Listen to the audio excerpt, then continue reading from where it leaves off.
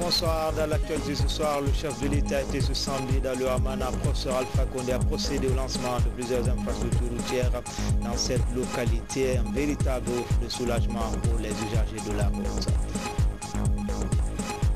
Célébration ici à Conakry en différé de la journée mondiale de lutte contre le VIH-Sida. La cérémonie est présidée par la première dame Adja Diéné Condé invite les populations à se faire dépister pour des mesures de prévention contre cette pandémie. Enfin, une bonne nouvelle pour les paysans de Kilia, surtout les agriculteurs. Une nouvelle technique culturelle vient d'être expérimentée dans la région. L'opération est pilotée par la FAO et le gouvernement guinéen.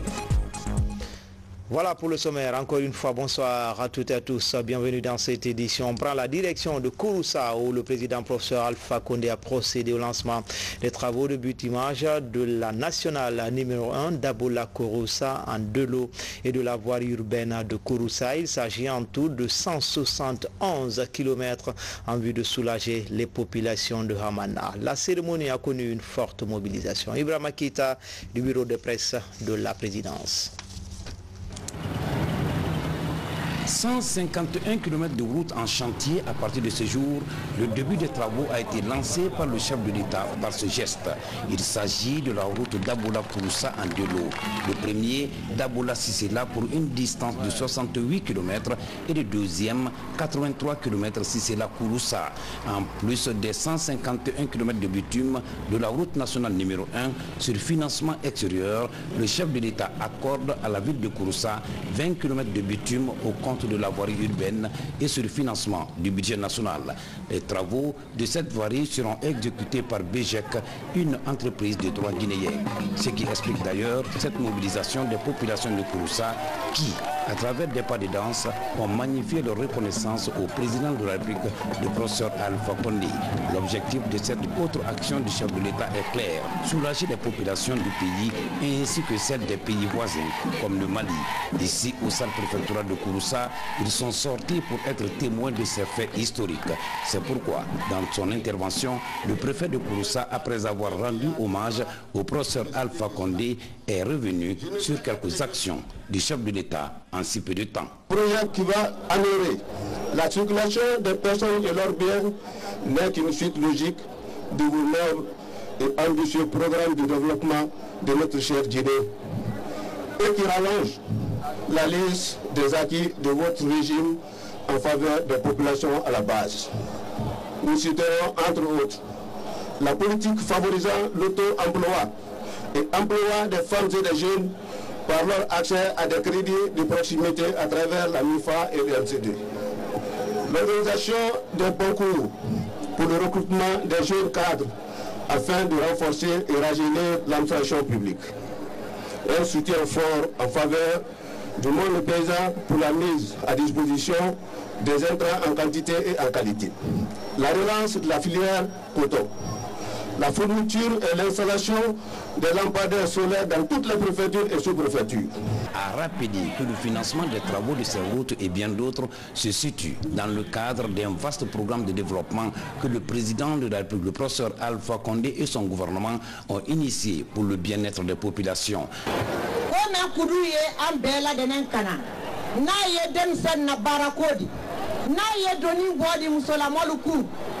Anna professeur kata sira masayala akala samara mendo asendo akole ko gisusuma talinge fani musolu gisuma suma fani doni mabo musolu ku fani demsel ma barasoro wo bolama barasoro wo fana kunte kelendi ka fo ko nyawa damandi mo makonya de na ka ay makonya la wati kudunen ko la Anna professeur ye Mohamed akoko ka jamana la sabati boto yoro mendo ikalo la fola kodo ma sabati ro ko développement macroéconomique de bele wodi bele ba mais maintenant le bola jamana ma sa toluma wala ya le kole on y'a fo nya ke melu te sa soro na mel te se ko la nyamma ji wolu lo bang ha ke la ka ko ke wolu nye mel di jamana mu na fa ko korale koni ka muso kelen deme ibara dunya ibara su lu tandeme ni ka denisan kelen deme ibara jamana be deme wo boloma kada sira aka senekele folo la samati ka fo kwanye seneke ka ta fala te ko la nyine du ya mbula te ba du te bandima ke banima la bara adi ko nyima donc anane wodi membra do anda seneke ko ro ande ta hakeno si ko ba masini ko ba fefemba dagina seneke la jontiye même si soro ada professeur Alpha Condé télé woyemi gamma seneke de ba soro kaboye kana sidi ka somoko la sabati ka kobe la sabati o kolero arara gbe ka fo ni sena wo kera suma malada atebe suma dada boloma abara na kana masini di masini biworo be wodi woye malo gosilale ka boye ka ta kisedi mana na ka kisedi toni nani wodi gosi le kelen kono ali gosi tele kelen kono wala na to dila préfecture be do soro machine wuro. Les bailleurs de fonds se réjouissent d'être associés à cet autre programme de développement de la Guinée. Il n'existe pas actuellement de stratégie pays entre la Banque islamique de développement et la République de Guinée. Mais nos interventions s'inscrivent dans les principes et stratégies d'intervention de votre gouvernement. Elles se concentrent essentiellement sur les routes, l'énergie, le secteur de l'eau, ceux de la santé, ceux de l'éducation ou encore celui du développement rural qui vous sont si chers. Depuis sa création en 1975 jusqu'à aujourd'hui à 2018, le total des approbations du groupe de la Banque islamique en faveur de la République de Guinée se chiffre à 972 millions de dollars. Rien que entre 2010 et 2018, le total des financements consentis par la BID au profit de la Guinée s'élève à 591 millions de dollars, soit 61% des approbations depuis que le premier projet a été financé en 1976. C'est grâce à vous, Monsieur le Président. Il est important de rappeler que la réalisation de ce tronçon est un élément déterminant dans l'intégration sous-régionale entre la Guinée, le Mali, la Côte d'Ivoire et le Libéria d'une part. Et d'autre part, elle favorisera la croissance de la production, la réduction de la pauvreté, la facilitation de la mobilité des personnes et de leurs biens, et la viabilisation de la ville de Kouroussa pour atteindre ces objectifs. Le gouvernement guinéen nous a fait confiance. Groupement d'entreprises Enagina, PGEC, CCECC et PGEC Travaux pour la réalisation de cette noble et exaltante tâche. Ici, à Kouroussa, c'est donc une population de plus en plus engagée à soutenir les actions du chef de l'État qui s'est mobilisé pour lui dire merci. Mes sentiments sont des sentiments de satisfaction, de réconfort. Le président est dans la ligne du développement de notre pays et il est dans la ligne de tenir ses engagements et ses promesses. Dans son intervention, le président de la République, le professeur Alpha Condé, a invité les uns et les autres à renforcer l'unité nationale et la paix. Pour le professeur Alpha Condé, le combat quotidien du gouvernement est l'amélioration des conditions de vie des populations. Sages, femmes et jeunes de Kouroussa, je suis très heureux de me retrouver parmi vous ce matin pour lancer le goudronnage de la ville de Kouroussa et la route Kouroussa-Sissela. Mais je vais d'abord m'adresser à la jeunesse. Le problème le plus important, c'est l'emploi de la jeunesse. Nous avons donc lancé un programme qui va commencer en janvier. Nous allons mettre à la disposition des jeunes des boulangeries conteneurs. Et chaque boulangerie conteneur peut faire 4000 pains par jour. Nous avons déjà amené des décortiqueuses afin que les jeunes puissent transformer le riz paddy en riz net. Nous avons amené des machines pour faire des jus de fruits, aussi des machines pour faire des chips. Nous avons créé une banque que nous appelons banque d'investissement. Donc les jeunes doivent s'organiser en groupement d'intérêt économique. Nous allons donc demander aux responsables d'aider les jeunes à s'organiser en groupement économique. Concernant les femmes, nous avons commandé en Israël, en Chine, pour faire des cultures sous serre. Ça permet donc aux femmes de cultiver toute l'année. Maintenant, nous avons élection mintamini, un café bureau politique, une élection présidentielle, une élection locale, quelle était? Moi, je sais que là, LPG va faire 100%. Mais quand moi, tu as dit, fait, à Tébé. Je vais aller à ma frère. Je vais aller à fait. Hana Kenny, moi, je suis allé au tas. N'a qu'un aller au tas. N'a pas au quai. Kof la binake. A follow animal de son caboté. A frena, moi, c'est mon milice indépendante là-dedans. Al-Nara, Alma au quai. Élection Kanaka Mouye. Al-Samo voté. Moi, ça m'a qualifié indépendance. Un cas Moufal Nien.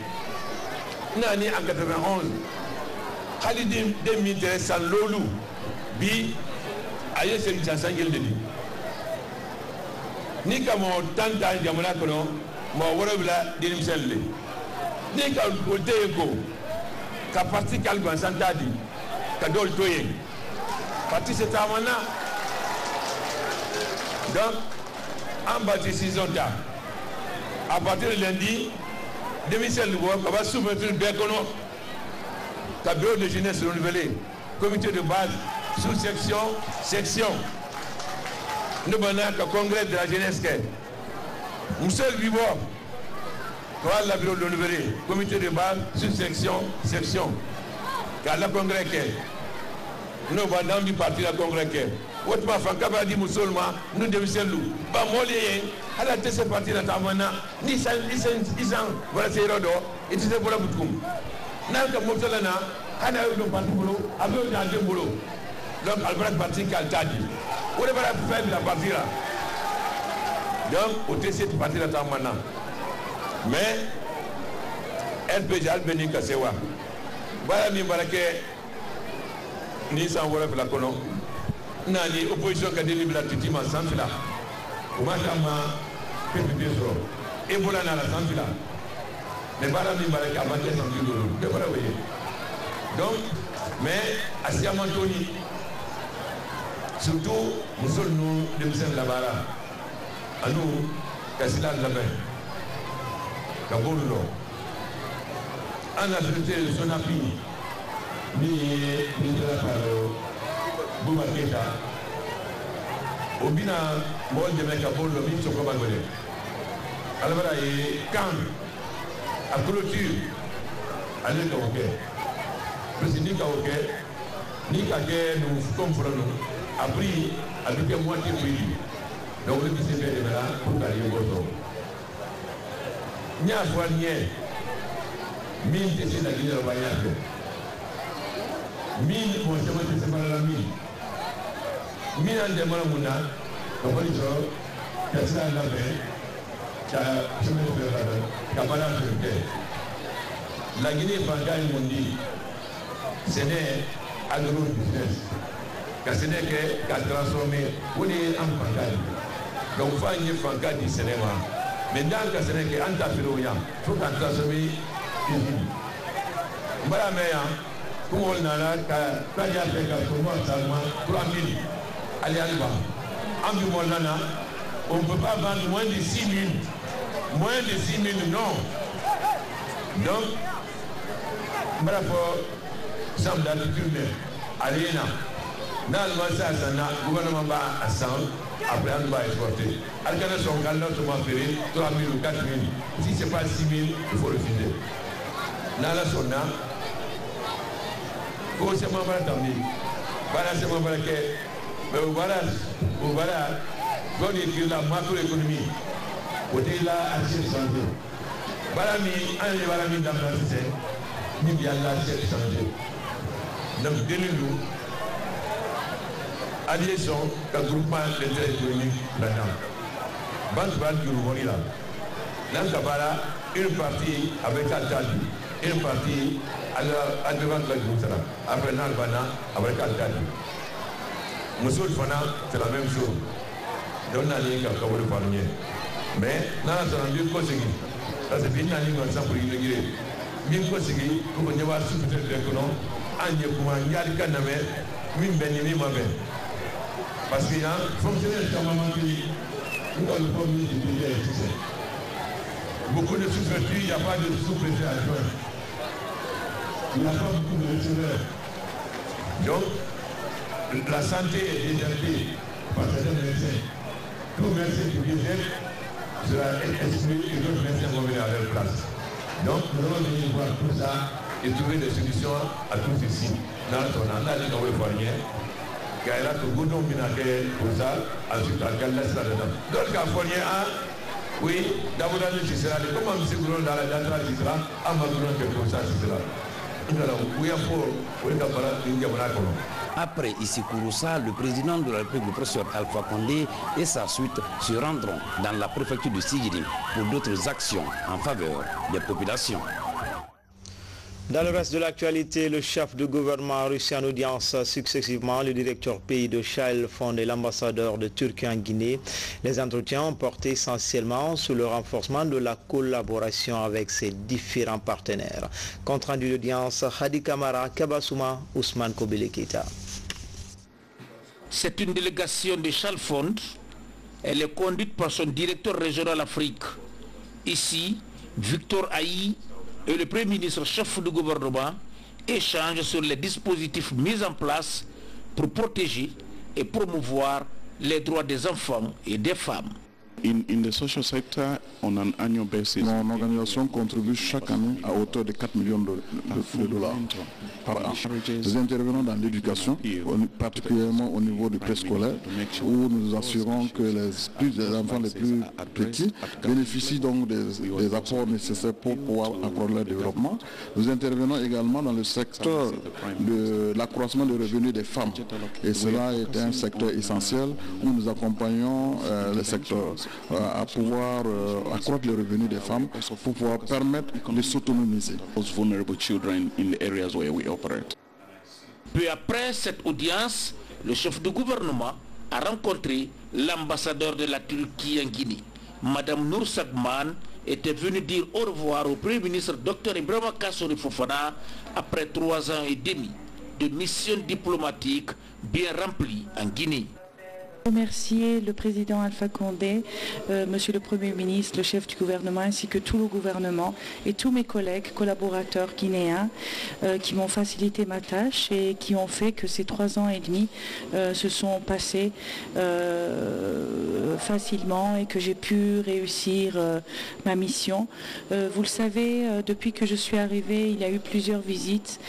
Tout d'abord, mon président, le président Recep Tayyip Erdogan est venu ici en Guinée le 3 mars 2016.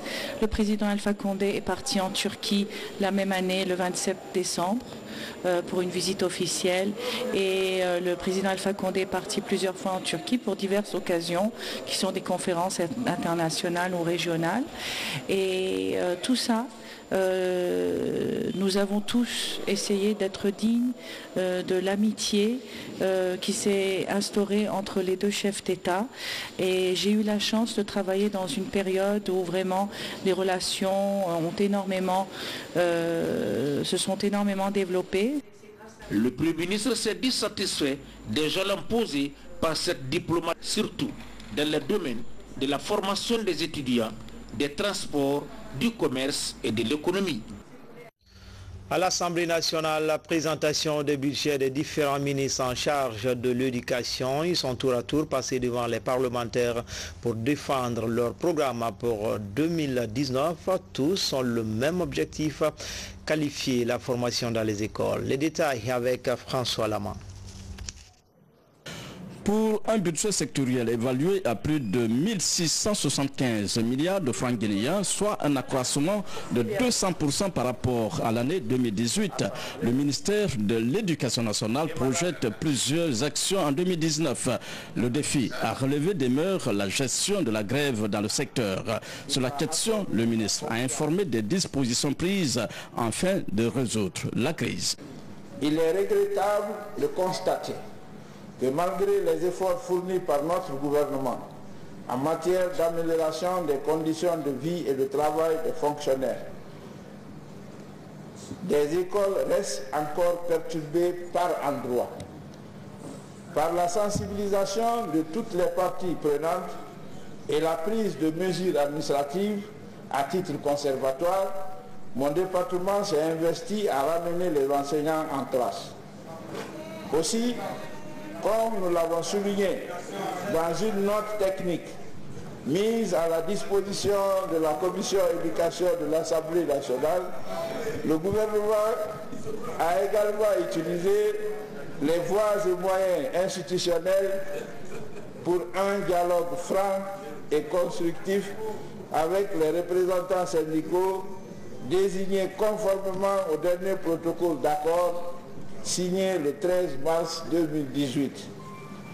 Bien que les cours aient repris à maints endroits, des tentatives de déstabilisation demeurent et affectent le climat de quiétude.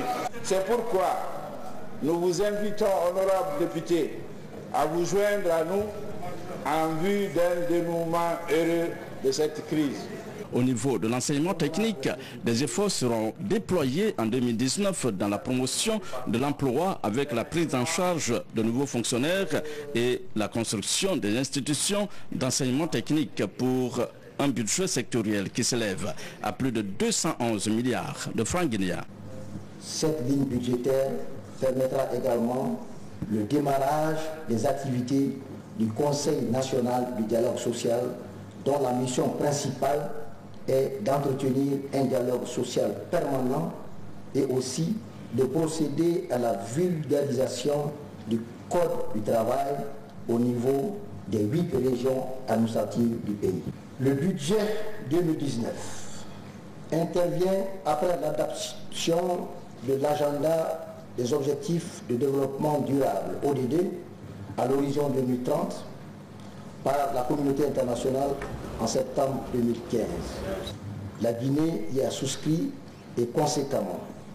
Le passage du budget classique au budget programme est une opportunité qu'il faudrait saisir pour traduire concrètement la priorité reconnue à la formation professionnelle et technique.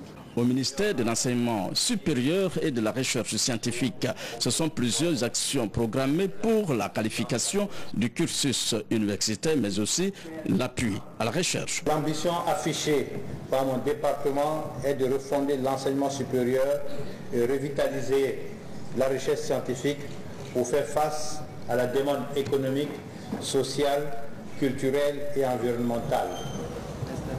Les orientations du ministère s'articule autour de 6 axes stratégiques définis dans le document de politique et de stratégie du ministère de l'Enseignement supérieur à l'horizon 2020.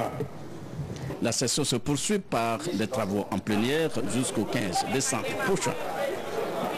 Comme annoncé dans les titres, la Fondation Prosmi et l'ambassade de la République populaire de Chine en Guinée ont célébré en différé la journée mondiale de lutte contre le VIH-Sida. Au cours de cette cérémonie, la première dame a invité les populations à se faire dépister pour mieux prévenir cette pandémie en Guinée. Maurice Sidibé, Mangamori Kamara. Selon les estimations de l'ONU-Sida, environ 940 000 personnes sont mortes en 2017 du sida à travers le monde. 9,4 millions de personnes ignorent encore leur statut sérologique, dont 59% sont des femmes. Cette journée mondiale de lutte contre le VIH-Sida est mise à profit pour sensibiliser les populations sur la nécessité du dépistage en vue de l'élimination de la chaîne de transmission du VIH-Sida de la mère à l'enfant. Nous avons fixé comme objectif 90% des personnes vivant avec le VIH doivent connaître leur statut sérologique et dépister doivent recevoir un traitement antirétroviral durable. Par cet objectif, nous pouvons également donner l'espoir aux couples séropositifs. Le gouvernement chinois a mobilisé toutes les ressources nécessaires en éliminant la stigmatisation et la discrimination qui sont encore des obstacles de taille à la lutte contre le sida, afin qu'un plus grand nombre de personnes soient orientées vers des services de soins et de prévention de qualité. Zéro sida à l'horizon 2030 est un engagement tenu par la première dame du continent. La célébration de cette journée en différé est le début de la concrétisation de cet objectif pour permettre à la Guinée d'être au rendez-vous de la génération sans sida. Excellence Madame la Première Dame, qu'il me soit permis de saluer ici votre engagement au sein de l'Organisation des Premières Dames d'Afrique contre le sida pour l'élimination de la transmission mère à l'enfant du VIH sur le continent et singulièrement ici en Guinée. C'est pourquoi l'ONU-SIDA salue l'engagement de son Excellence Madame la Première Dame à la mise en œuvre d'initiatives prises avec ses sœurs du continent à mettre fin à la transmission mère-enfant et s'engage à ses côtés pour la réalisation de ce noble objectif. À travers la Fondation Prosmi que je préside et avec l'appui du gouvernement et des partenaires, mes collaborateurs et moi, nous nous attelons depuis 2011 à apporter une contribution à la lutte contre le VIH-Sida. J'invite la population de Conakry, j'invite tous les Guinéens à se faire dépister. Les personnes vivant avec le VIH-Sida ont fait des plaidoyers pour le renforcement de la prise en charge des séropositifs et la prévention du sida. L'ambassade de la République populaire de Chine en Guinée et la Fondation Prosmi, initiatrices de cette cérémonie, ont offert des lits aux personnes séropositives. L'initiative présidentielle d'emploi jeune et d'autonomisation des femmes est soutenue par les acteurs de la finance inclusive réunis au sein d'un cadre de concertation avec le PNUD. Ce vendredi, une importante signature a eu lieu entre Philanfest Bank Guinée et l'association professionnelle des institutions de microfinance. L'objectif est d'étendre l'approche de financement adoptée par les MIFA pour accélérer la mise en œuvre de ce programme. Explication, Thierno Ousmane Diallo. Une série de signatures, synonyme d'espoir pour le développement de la microfinance guinéenne au service de l'emploi jeune et de l'autonomisation des femmes.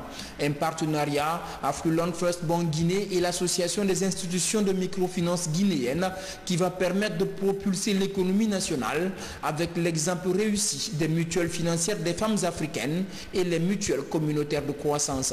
La signature de cette convention entre en droite ligne de l'option de développement à la base initié par le président de la République, le professeur Alpha Condé, qui déjà a fait de la finance inclusive son cheval de bataille à travers les MUFA et les MC2.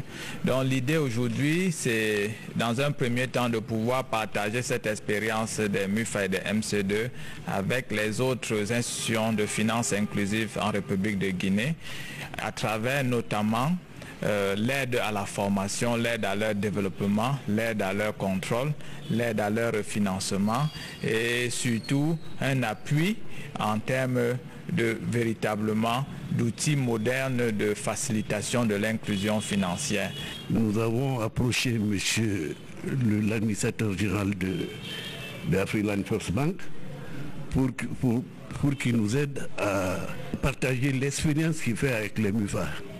Et personnellement, je lui ai dit, tel que vous financez les MUFA, aidez-nous aussi pour que les IMF aussi profitent de vos financements.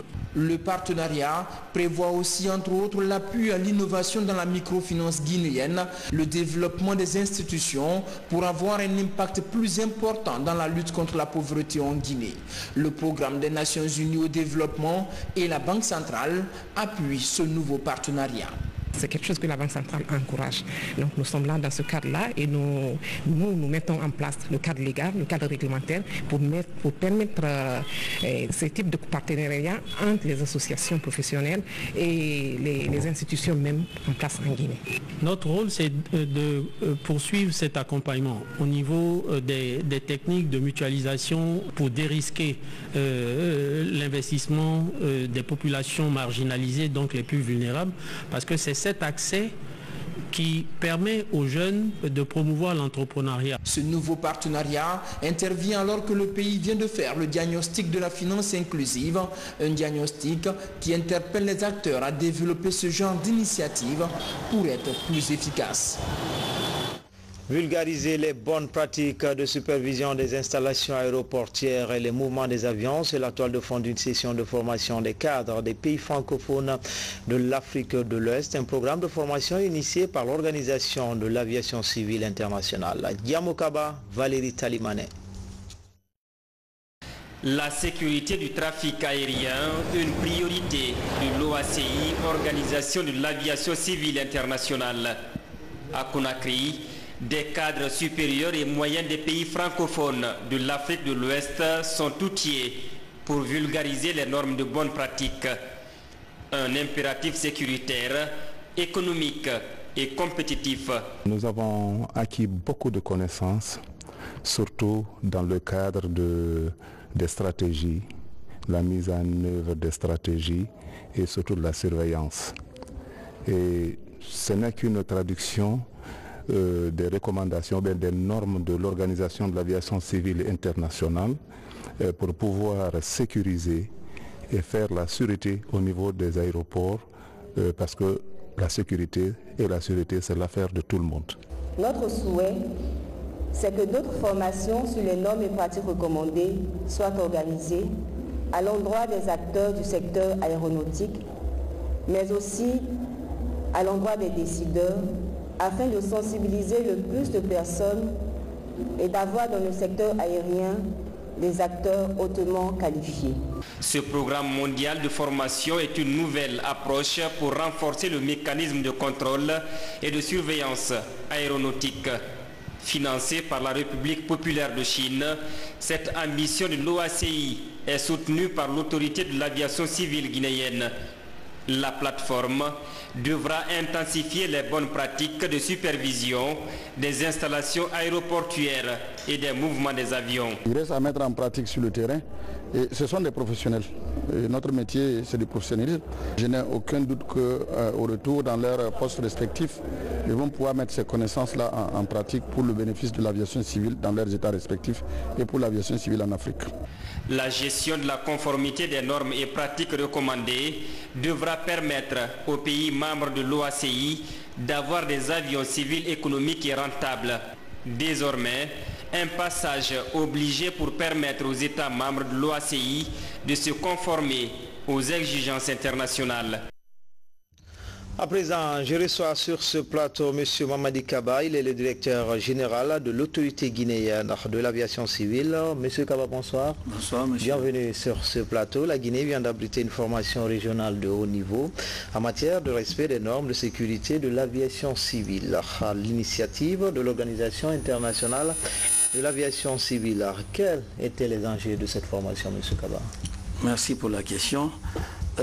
Disons que, comme vous l'avez bien dit, c'est un séminaire qui a été organisé par l'OACI, Organisation de l'aviation civile internationale, pour 11 pays de l'Afrique francophone de l'Ouest. Et c'est une démarche que nous avons menée auprès de Madame la secrétaire générale, qui est une chinoise, qui a permis, n'est-ce pas, de décrocher un financement sur le fonds d'aide à la coopération de Chine. Et les enjeux donc, comme le thème l'indique, c'est la mise en conformité des normes et pratiques recommandées de l'OACI. Vous savez que l'aviation a un caractère hautement international et c'est pourquoi il était important que les cadres supérieurs, ce séminaire a été organisé à l'intention des cadres supérieurs des administrations des aviations civiles nationales pour nous permettre d'être mieux outillés afin que nous puissions intégrer dans les règlements nationaux les normes et pratiques qui sont recommandées par l'aviation civile internationale. Justement, M. Kaba, qu'est-ce que cela a apporté au cadre guinéen notamment?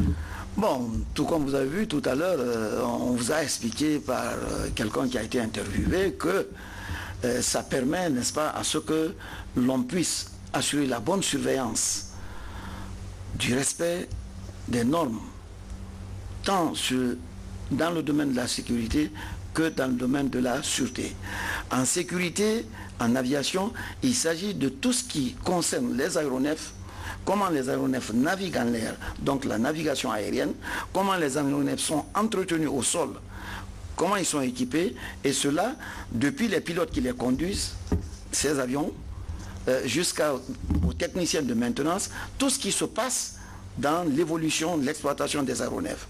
La sûreté concerne tous les actes dans les aéroports ou sur les tarmacs en général, dirigés ou à bord de l'avion, les terroristes, contre la sécurité de l'aviation. Donc la sûreté, c'est le côté un peu qui touche le terrorisme, et la sécurité, c'est le côté qui couvre la navigabilité de l'aéronef depuis son entretien jusqu'à son vol d'un point A à un point B. Au-delà de cette formation, il y a la problématique aussi de moyens. Est-ce qu'aujourd'hui la Guinée dispose-t-elle de moyens pour faire face à cette problématique? Bon, il faut dire que le gouvernement a développé beaucoup de moyens ces derniers temps. C'est l'occasion de leur dire que nous avons été audités l'année dernière, et je me souviens, il était au mois de novembre. Donc on était dans le dernier trimestre de l'année. Le président de la République s'est investi personnellement pour demander à ce que le ministère de l'économie et des finances puisse apporter, disons, un appui financier d'1,5 milliard afin que les équipements d'aide à la navigation aérienne de l'aéroport international de Conakry soient remis à niveau et qu'ils soient, disons, contrôlés par l'avion laboratoire pour savoir si nous retenons bien les normes. Et les formations aussi continuent beaucoup en matière de sûreté. Est-ce qu'aujourd'hui, on peut dire, la dernière question, est-ce qu'aujourd'hui la question aéroportuaire est très transversale? Est-ce qu'aujourd'hui on peut dire, quel est l'appel que vous avez à lancer aux usagers et aux autorités? Je peux rassurer que l'aéroport fonctionne très bien. Vous savez, en aviation, il y a le paradoxe des petits et grands. Mais les avions viennent de la même manière d'ici qu'en France.